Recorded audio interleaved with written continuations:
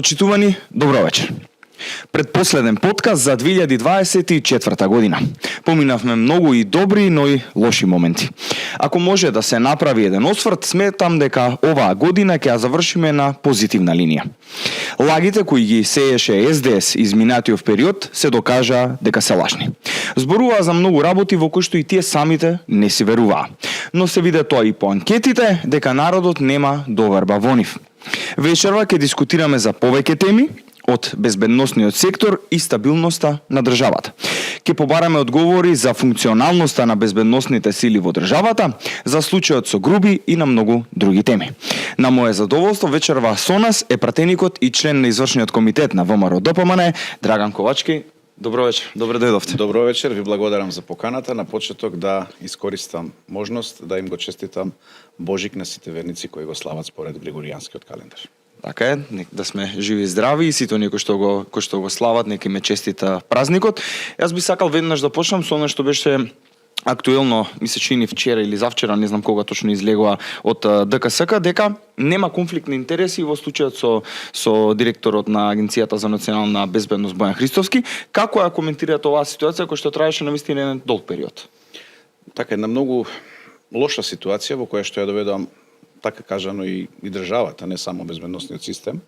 Структурите на СДСМ, односно тоа се едни удбашки структури кои што за жал се уште постојат во нашето општество и во дел од службите кои што имаат единствена цел да дискредитираат, да дисквалификуваат одредени лица кои што се поставени на важни позиции во безбедносниот сектор. Она што можам да го кажам поврзано со одлуката на ДКСК, мислам дека ќе треба СДСМ сериозно да се извини на граѓаните затоа што неколку месеци го лажеа народот, го труеја со секакви дезинформации, создаваа хистерија и паника, а мислам дека тоа не доликува на една сериозна политичка партија.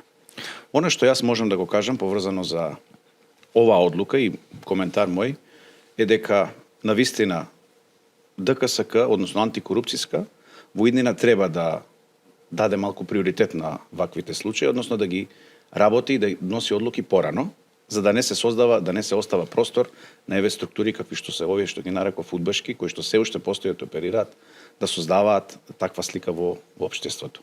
Тоа се едни структури кои што за жал во минатото ги злоупотребуваат службите за безбедност и кои што наместо да бидат фокусирани на заканите кои што доаѓаат однатре и однадвор, се занимаваа со следење на лидерот на опозицијата, на раководството на нашата политичка партија и трошеа ресурси, значи државни ресурси, пари на граѓаните за борба со политичкиот противник, односно со тогашната опозиција, односно со ВМРО ДПМН.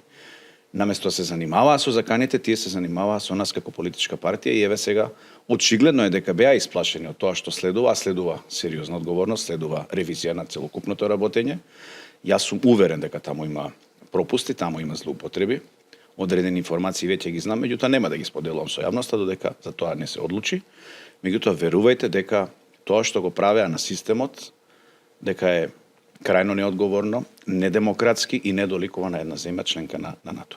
Сметате дека тоа што го правеле со следењето на опозицијата тогаш на ВМРО ДПМН дека бидејќи не биле способни за да се соочат со поголеми работи, бидејќи тогаш имаше, ако се сеќавате, оние пасоши на криминалци што ги дава и не ги работеа тие, туку се занимаваа со нешто друго. Наместо да се занимаваа, убаво рековте, со превенирање на ваквите активности, па дури откривање на таквите нелегални активности од страна на министерот за внатрешни работи и да тоа го работат во дослух со обвинителството, тие се занимаваа со следење на опозицијата. Наместо да се занимава, еве ако сакате, да ви го кажам и случајот со Нишченко, да се потсетиме, многу луѓе го забораваат. Случај кој што и нанесе несогледлива штета на Република Македонија во тоа време, вклучително и на безбедносниот систем. Знаете дека тогаш имаше интервенција дури од нашите НАТО сојузници, ако се да ве потсетам дека дури председателот на државата тогашен интервенираше и кажа дека имал реакција од страна на НАТО, значи едни структури кои што беа злоупотребувани во партиска смисла, во партиска функција, а не си ја работеа работата за тоа што беа платени. И тоа ќе мора да се промени, тоа ќе мора да го промениме многу брзо. Вие сте човек кој што доаѓа од одбраната. Какво е вашето мислење, како треба да се заокружат безбедносните сили за Македонија да има функционални институции? Видите, јас точно дека доаѓам од одбраната, јас сум пресреќен што и горд сум што како држава успеавме да го исполниме НАТО стандардот, односно насоката од НАТО, од Велс, од самитот во Велс, каде што имаме 2% обврска, значи 2% од бруто домашниот производ да ги трошиме за потребите на одбраната.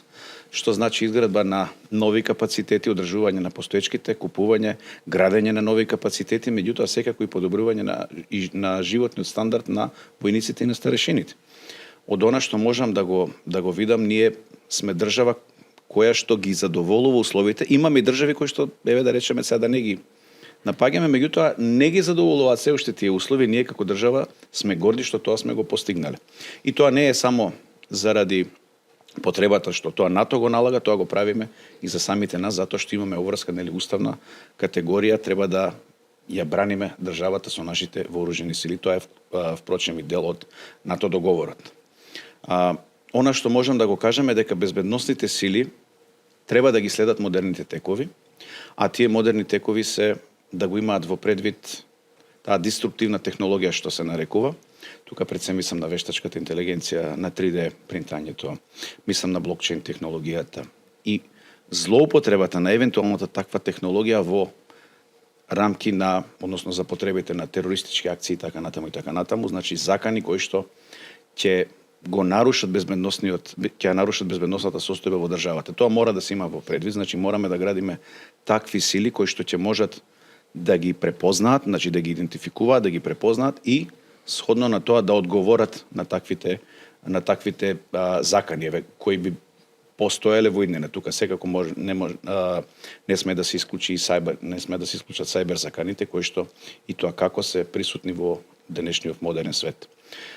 Секако безбедносните сили и одбраната мора да ја развиваме и од аспект на растот на се поголемиот раст на авторитарните режими, нешто што се почесто се говори во НАТО структурите и ние треба да ги следиме тие текови. Јас повторувам уште еднаш, горд сум што Македонија 30% од веќе одвоениот буџет ќе ги даде за модернизација на сопствените сили. Навистина нешто што е за почит и за поздравување, тука дури го надминуваме тој НАТО стандард. Значи се работи на подигнување на безбедносните системи. И тоа е за поздравување. Ги спомнавте и сајбер нападите, малку би сакал во тој дел доколку може да поразговараме дали работиме ние како држава, како власт да се спасиме понатаму од тие можеби некои сајбер напади кои што се има случувано, бидејќи со формирањето на новото Министерство за дигитална трансформација имаме ли некакви поинакви, како да ги кажам, тие се структури кои што преку компјутер, преку дигитализација ќе не бранат нас. Така е, тоа се многу сериозни закани, знаете, кои ќе ги кажете сајбер, некој мисли, може да се да се разбере некој нешто.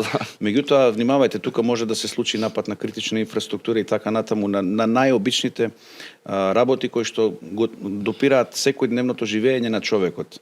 И тоа е во надлежност веќе на Министерството, кај министерот Стефан Андоновски, значи.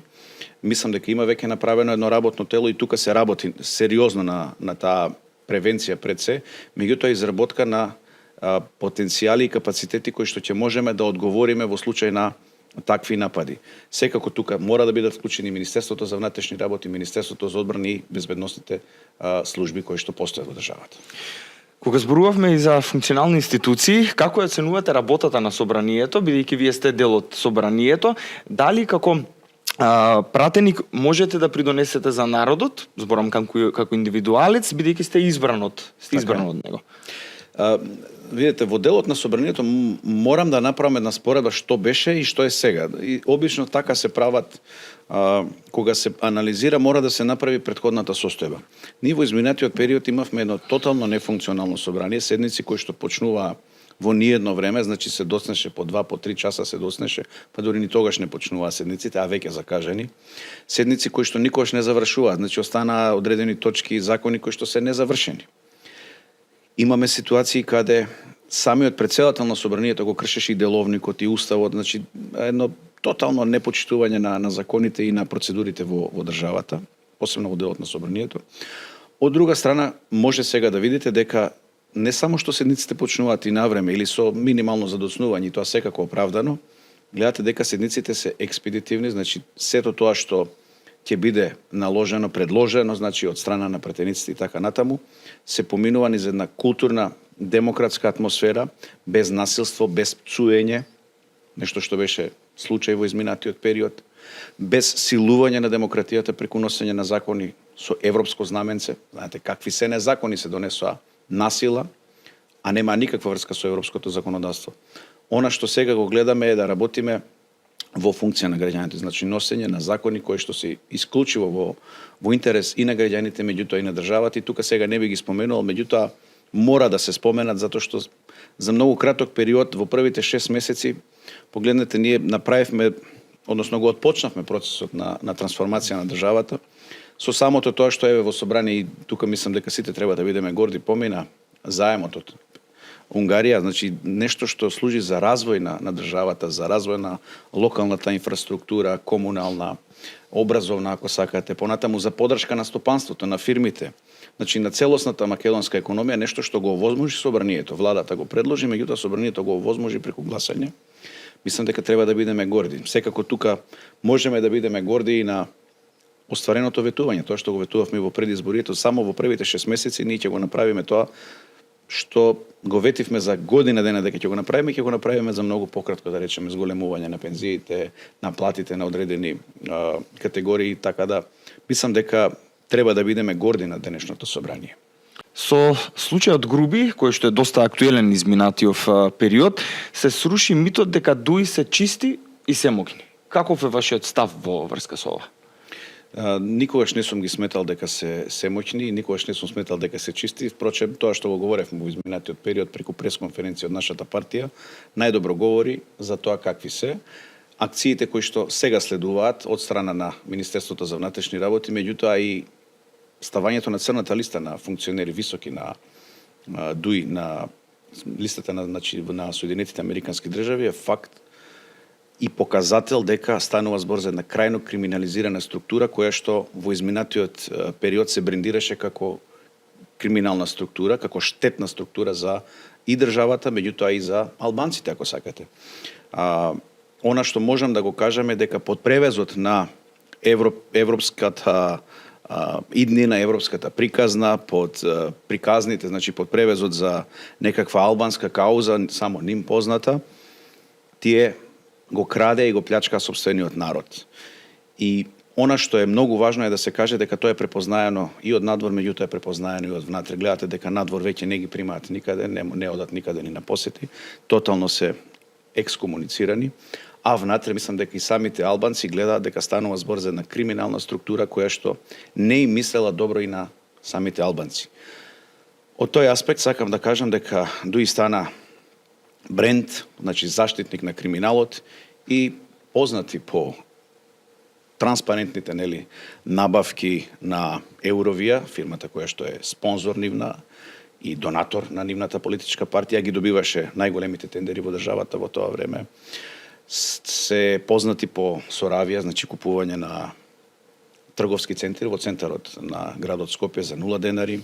Се познати по големиот грабеж на лотарија, нешто што е премногу актуелно деновиве, нешто од кое што СДСМ не најде сила да се огради и да им се извини на граѓаните затоа што тоа го толерирале. Не може да тие знаеле, а не превземале. А ако знаеле, а не превземале, тогаш и тие биле дел, односно соучесници во овој криминал. Така да, ДУИ не може да се огради од аминувањето, односно ставањето на јавниот обвинител за гонење на организиран криминал, за неговото назначување и штитење на сите овие криминални активности кои што пред малку ги споменав. Така да ДУИ е една криминална структура која што за среќа викам, нашиви институции, државните институции веќе ја разобличуваат и во иднина дури очекувам развој на овие настани.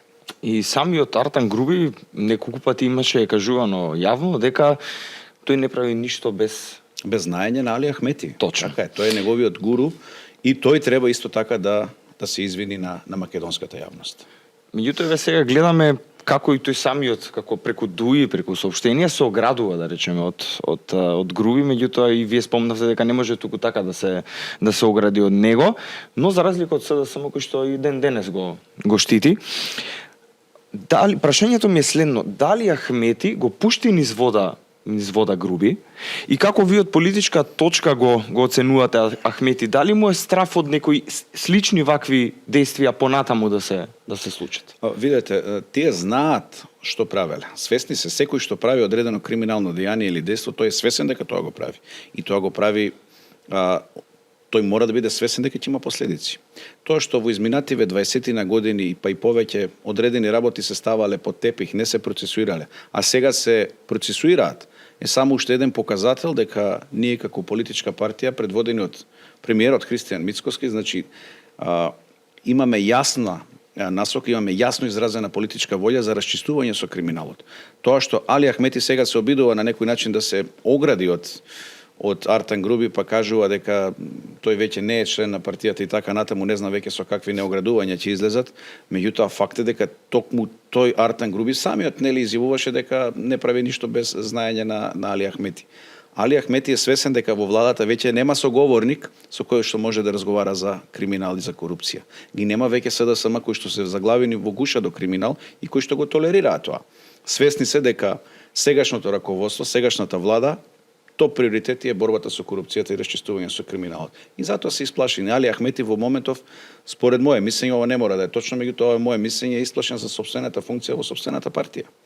Затоа што ако погледнете сите околу него веќе работи излегуваат на површина, за неговото семејство се види дека е многу богато, значи едно семејство кое што располага со еден имот кој што не може да се заработи со пратеничка плата. Еви јас сум пратеник, па немаме такви имоти и така натаму. Значи и од тој аспект треба да се има во предвид дека кај него дома не е како што треба, значи во партијата, и можно е да се очекува и одредени разврски во таа политичка партија.